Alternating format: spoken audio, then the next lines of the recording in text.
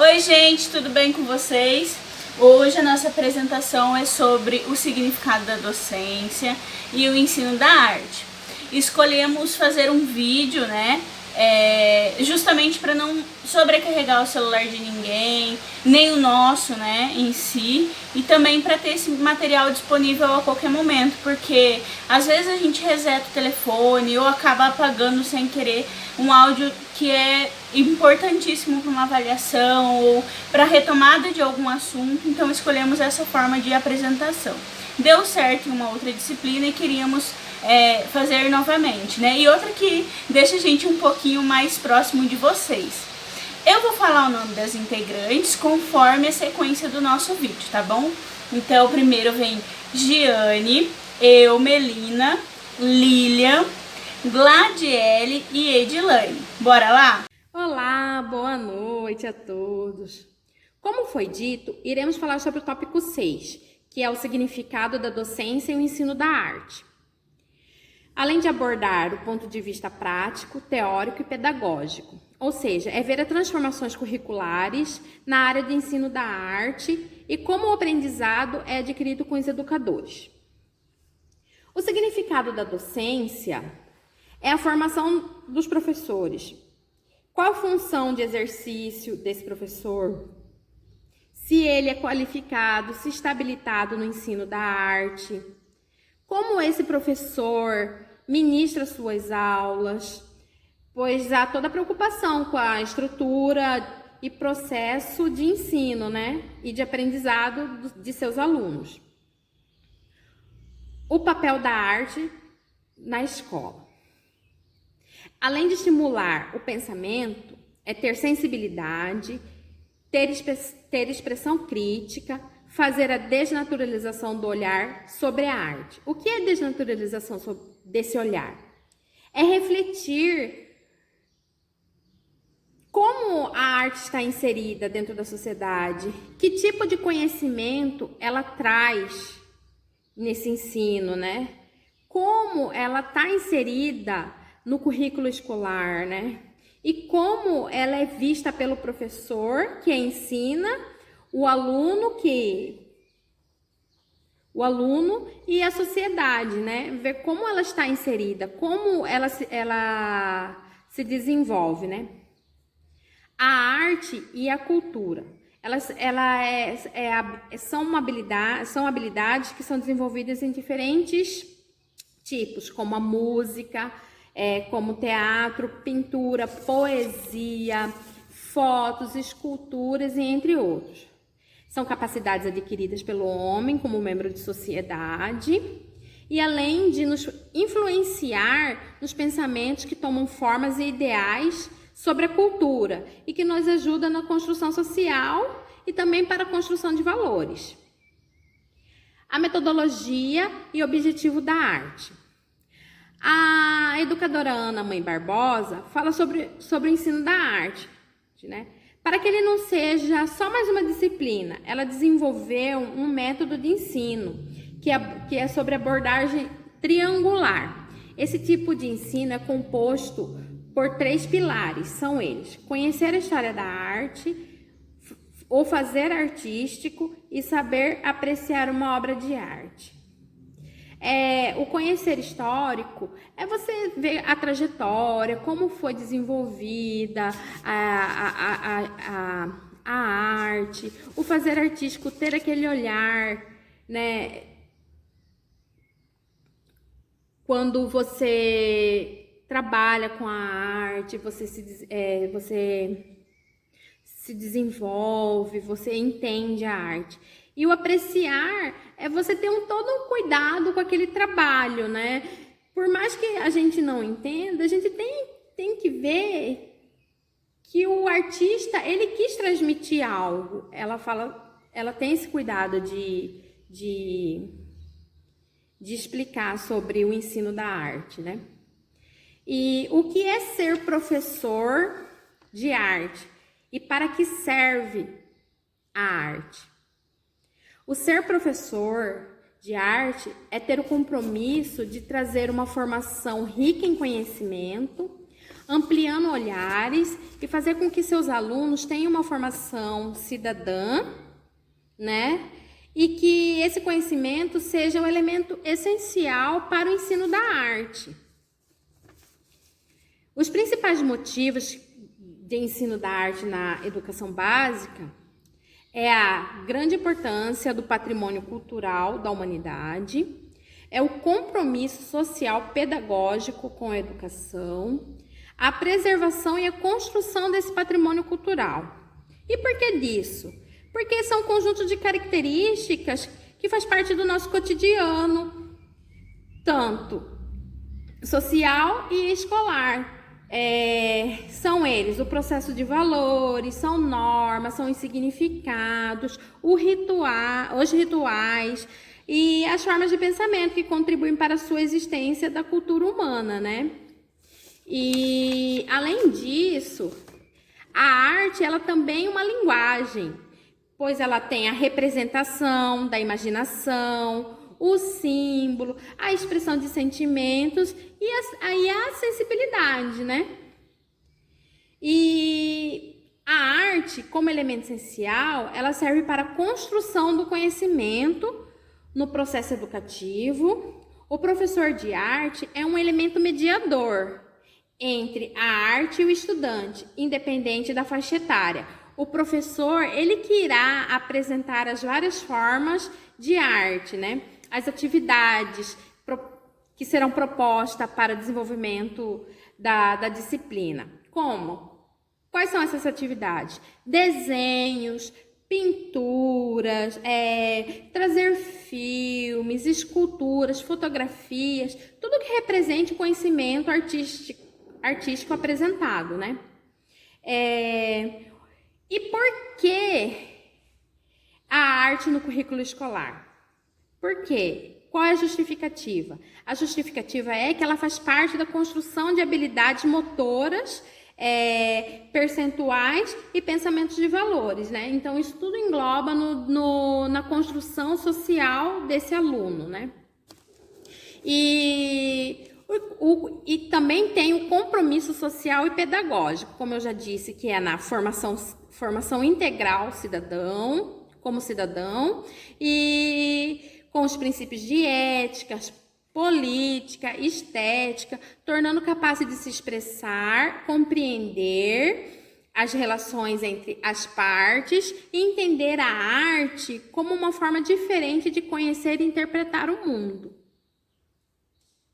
Bom, dando continuidade, né, ao que a colega falou, a arte ela tem uma contribuição importantíssima na formação integral do cidadão, considerando seus princípios éticos, políticos e estéticos, né? E essa contribuição ela só tem valor se tiver diretamente ligada ao valor que a arte possui, né? No universo social, escolar e na concepção dos professores de artes, sejam eles especialistas ou não, né? E só é possível propiciar essa construção se considerar que a arte ela possui um status e que ela deve ser considerada como tal, né? Como algo que tem um status zelar. Não apenas ter ela como um pensamento que está a serviço da educação, que está a serviço dos trabalhos pedagógicos, ou na educação enclausurada em si, né? De todas as formas, seja de forma interdisciplinar ou apenas na disciplina, né? Não podemos de forma alguma ter a arte furtadamente a serviço do trabalho pedagógico, né? Também não podemos tê-la nos nossos cursos de pedagogia, né? Como algo técnico, igual algumas vezes a gente já conversou com a professora Alessandra, de pegar um livro que ensine técnicas de artes, né? Ou levar algo mecânico para as nossas crianças. Então isso é inadmissível. E a formação dos professores, né, em si, na nossa graduação, pretende dar inteireza ao ser professor de artes, né? Ter na nossa formação aquela formação que busca compromisso, competência, sensibilidade, né? Para poder buscar aquelas ramificações, integrar essas ramificações artísticas como artes visuais, música, dança, teatro. Então, essa formação que busca isso é de suma importância para ter uma educação de excelência dentro da sala de aula, né? E segundo Leite Osteto, a formação deve ter uma abordagem que vise ampliar olhares, escutas e movimentos sensíveis, despertar linguagens adormecidas, acionar esferas diferenciadas de movimento, mexer com o corpo e alma, diluindo falsas dicotomias entre corpo e mente, ciência e arte, afetividade e cognição, realidade e fantasia, dando assim uma nova configuração ao ser professor, né? E esse nova configuração do ser professor, tendo tudo isso, irá propiciar uma formação dos alunos com que eles tenham uma formação cultural sensível, cultural em si, estéticas dos alunos, sujeitos mais humanos, cidadãos de direito, e não voltados simplesmente para a formação artística, né? Então, essa formação não está te direcionando a uma formação artística como do músico, ou do dançarino, ou do ator, não. Tá fazendo uma formação artística, não. Tá te fazendo um ser professor de uma maneira diferenciada. Ou de algo, uma formação de ser professor, tá? E o objetivo, né, do ensino de artes é socializar os bens culturais da humanidade, aproximar os alunos de produções artísticas que eles não teriam acesso, né? Quantas vezes a gente vê, inclusive eu trabalho em uma biblioteca que dá acesso, né, a crianças e jovens que não poderiam, né, ter esse acesso se não existisse aquele espaço ali, porque creio que só o contato que eles possuem na escola. E nesse período de pandemia a gente vê o quanto é importante um espaço cultural, um espaço que te dê acesso, né, a teatro, dança, música, e não apenas uma biblioteca, se ali a gente oferece diversos serviços. Então, ver as crianças irem lá buscar isso é muito importante, interessante, e nos dá alegria de ver, né? Porque elas não possuem esse acesso, né, dentro de casa, no seu ambiente, mas elas sabem onde elas podem encontrar esse acesso, né? Então, temos que ter isso na nossa formação e dar esse acesso às nossas crianças, né? Então, o objetivo do ensino de artes é socializar os bens culturais da humanidade, aproximar os alunos das produções artísticas que eles não teriam acesso, ampliar horizontes e propiciar a construção de um repertório cultural amplo. E, além do mais, a arte promove muita coisa, né, gente? Além de tudo isso que eu acabei de citar, a arte promove bem-estar, alegria, expressão, formas de pensamentos. Então, assim, a arte é incrível e deve ser inserida em todas as esferas da nossa vida. A arte pode ocorrer, né, de forma intensa em duas situações, né? Eu estava falando de um relato que eu vivencio, mas que a arte em si, ela pode ser intensa de duas situações. A primeira é quando se é dado o direito, né, de expressar, tatear, sentir, sem o peso do compromisso de ter uma nota, né? Quando se é adulto e se vai em um espaço de cultura, temos a liberdade, sabe, de ficar olhando as imagens ou apreciar uma música, uma dança. E as crianças, né, dentro da sala de aula, às vezes se preocupam muito. Ai, será que eu vou tirar uma nota boa? Como que vai ser, né? E fica muito naquela pressão. E não tem essa intencionalidade, né, com a arte. Não é intensa esse contato dela com a arte. E a segunda, né, forma intensa de contato com a arte é quando realizam atividades capazes de despertar sentidos plenos quando podem criar algo novo.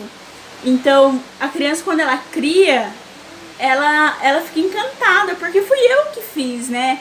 Fui eu que pintei, fui eu que fiz a coreografia, essa música é minha, né? Então, dá uma alegria, um bem-estar e um contato pleno dessa criança com a arte. E o ensino da arte propicia aos alunos um desenvolvimento sensível que favorece o conhecimento estético do mundo.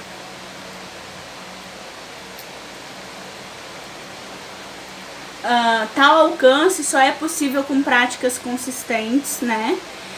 E essa prática educativa, que é consistente, que está constantemente em prática, ela tem duas faces.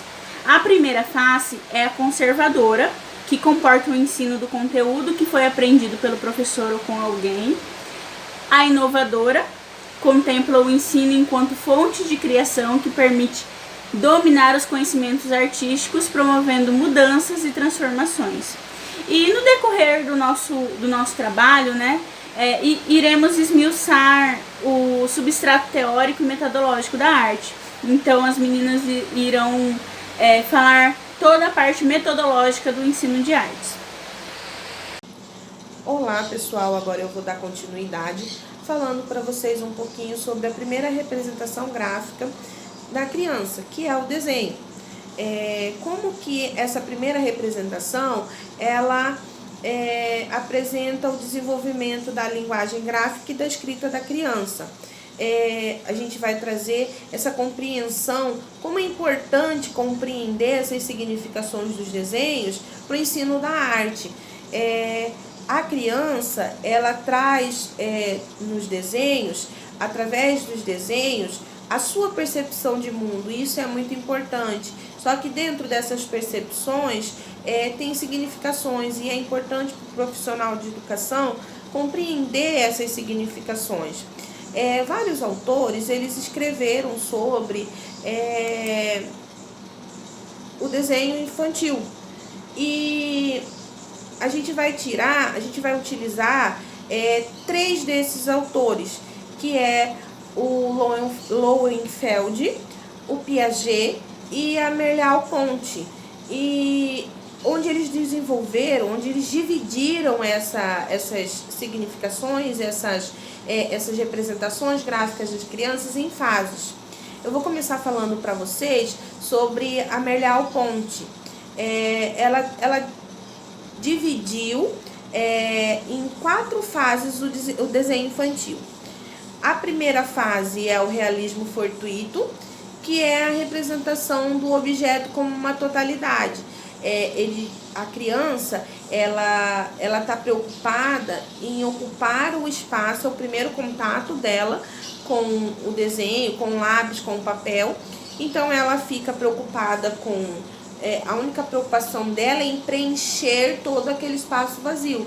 Então ela não tem uma forma de desenhar, ela não tem coisas concretas a desenhar. Ela vai rabiscar, ela vai preencher todo aquele papel. E aí vem a fase da incapacidade, aí passando para uma outra fase, que é a incapacidade sintética, onde as crianças as crianças já teve aquele primeiro contato com o papel, com o lápis, ela passa a fazer desenhos de objetos diferenciados, utilizando o ponto de vista dela. Ela vê um objeto e ela vai utilizar o ponto de vista dela. Ela começa a desenhar de forma fragmentada, ela já começa a separar as coisas, já não é mais aleatório, ela já começa a ter uma separação.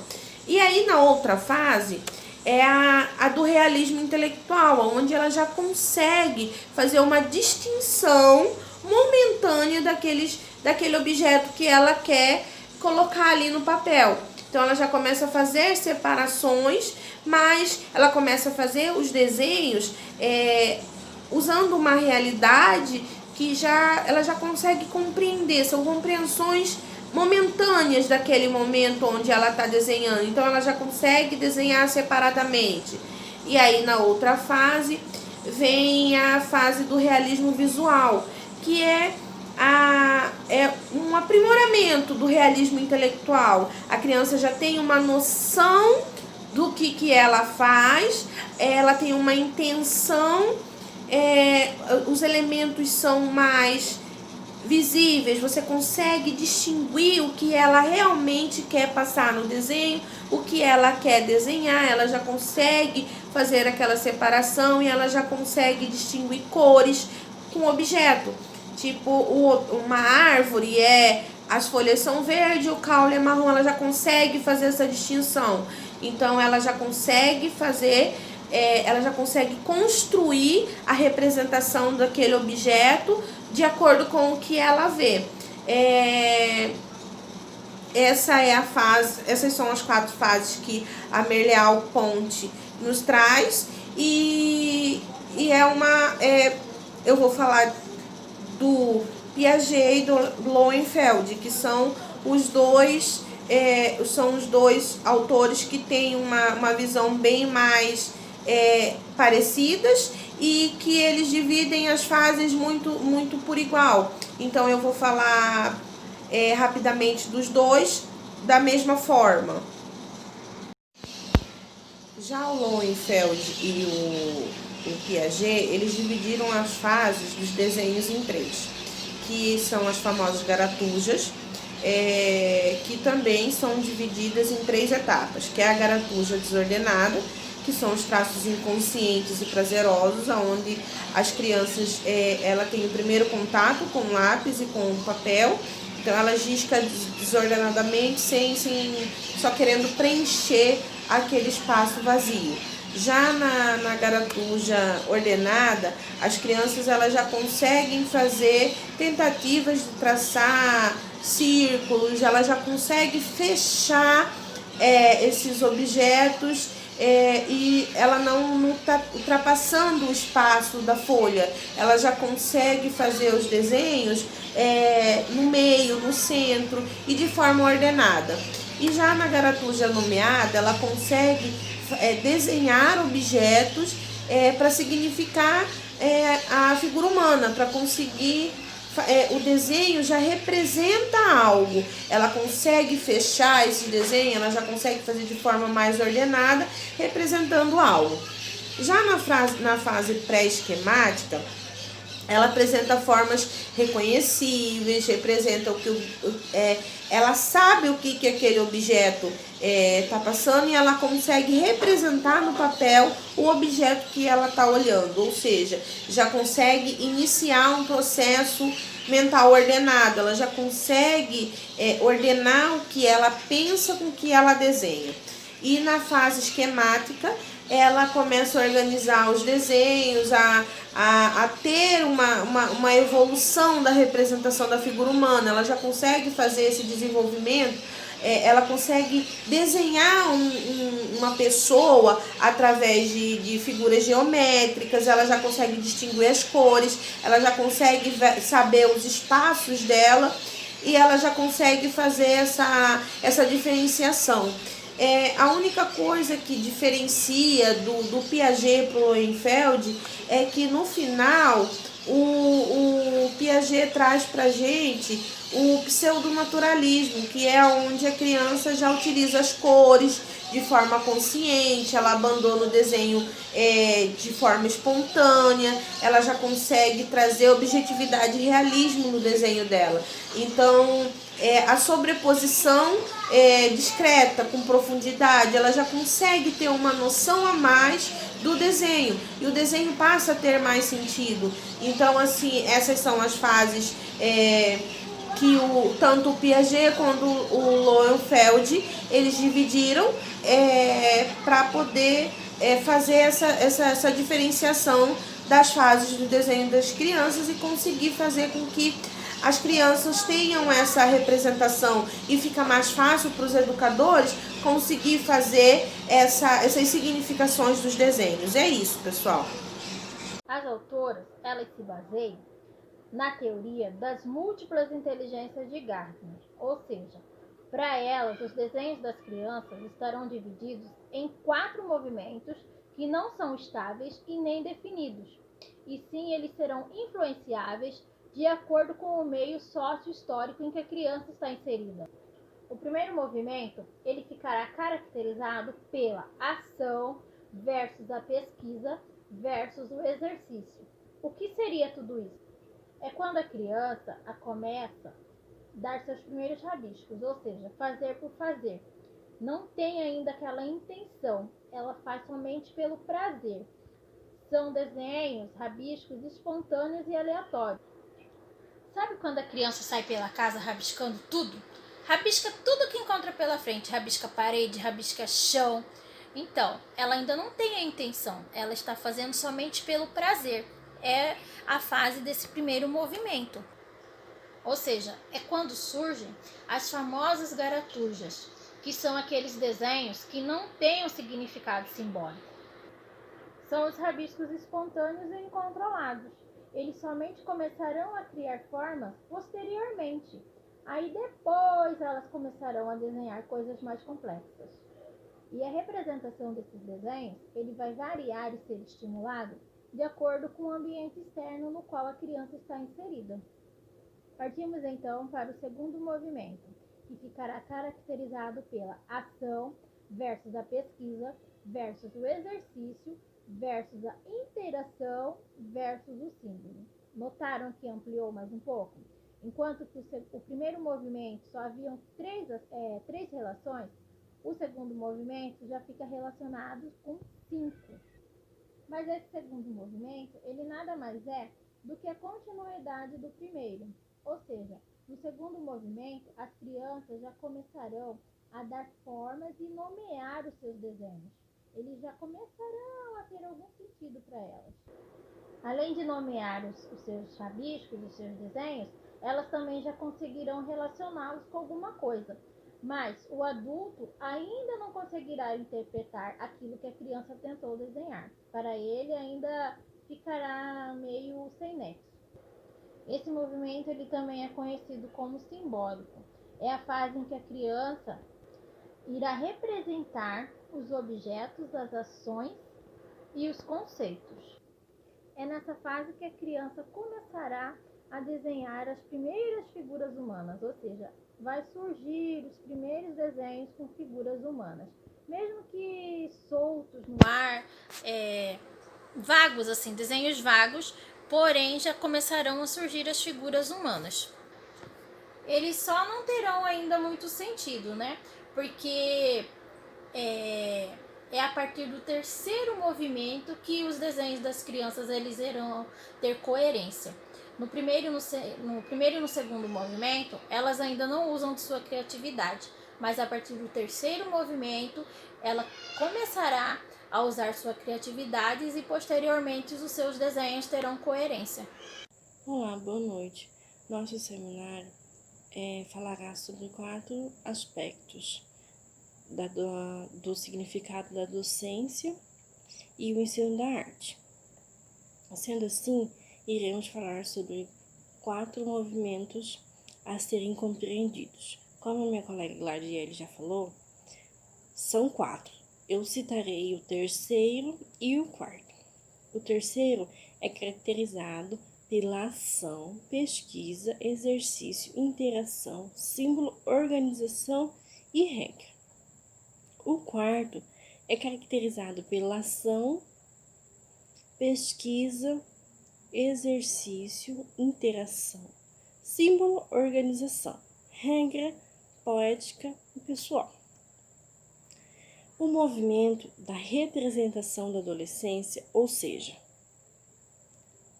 onde a produção se baseia na construção da própria identidade, né? Surge uma nova maneira de sentir e representar, buscar um estilo pessoal. Então, nós educadores, futuros educadores, devemos deixar a criança pensar, produzir uma identidade pessoal para que ela faça aquele desenho, para que ela reproduza um desenho que seja da sua identidade, da sua própria capacidade de imaginação, de interação consigo mesma.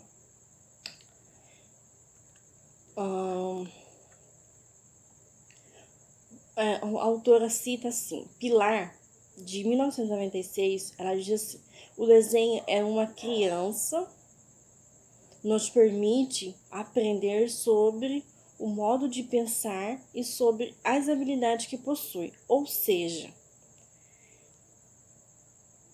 se em um desenho os braços de uma figura humana saem da cabeça, não devemos criticá-la, né? Porque se ela desenhou uma bolinha lá, fez tudo mais e fez com que os braços, né, saíssem da cabeça, ela diz que a gente não deve julgar, porque é uma interação dela, é uma identidade dela, é uma identidade do desenho dela.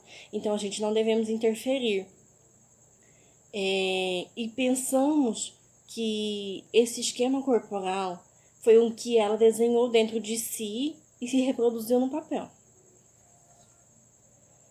A tarefa do educador é mediar e facilitador, ou seja, nós, futuros educadores, devemos ampliar as experiências, incentivando e desafiando as nossas crianças com novos ares, com novos modos de desenhos, com novos modos de escrita, porque o desenho também é uma forma de expressão, é uma forma de escrever, só que em desenho. Então, ela criança, ela reproduz e faz com que o seu sentimento, ou sua emoção, ou sua carência seja reproduzida naquele papel, seja de felicidade, de tristeza, né, de medo.